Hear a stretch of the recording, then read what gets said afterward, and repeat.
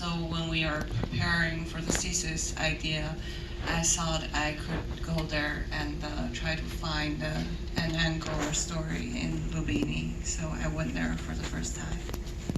And how did you find this particular monastery and these boys?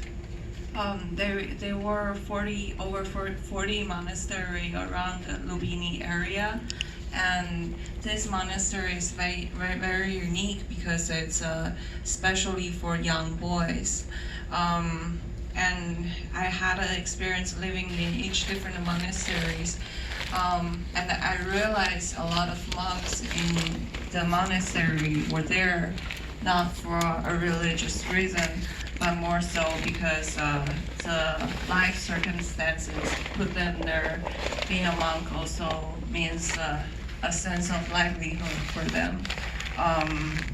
And I thought I could bring that kind of awareness into a documentary story, but living with the kids, I realized they were just young children. Being children in the monastery is a more innocent and obvious angle to portray it in the story. That's why I picked this monastery.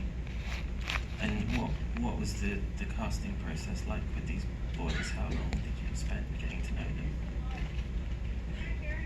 What was the casting process like, and how long did you spend kind of getting to know these boys before you filmed with them? So during my first trip, I went there by myself with a small camera.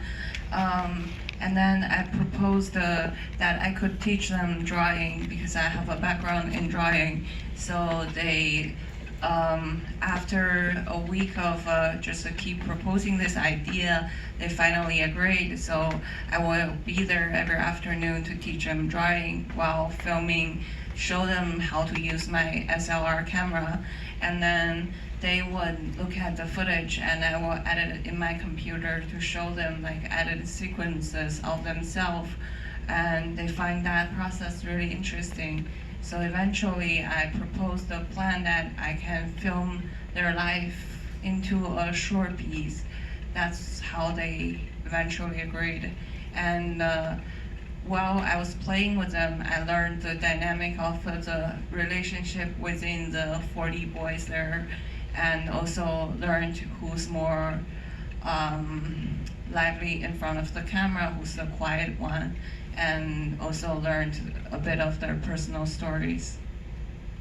And Paula and Taba, how did you become involved in the project? Well, after Yuki was doing the research, she did like this for like almost a year in this place, and she decided to do the thesis film about this topic in this place, and that's when we got on board. So we went. She was doing research in a different season, like rainy season in Lumbini area. But we got to go in a different moment. It was like the beginning of winter, and we start like getting to know this place, other monasteries. But we finally started shooting what was going to be the film in this particular monastery. That was the Tibetan monastery with these kids, and as Yuki was saying, starting discovering which one was the most charismatic, and it was finally Opakuli, and we discovered this relationship with his brother. Between the boys in the film, what was getting to that stage of filming those kind of moments like, and how did you deal with those when they came up? So we never had the conversation, but it just naturally, like, we were very casual with filming.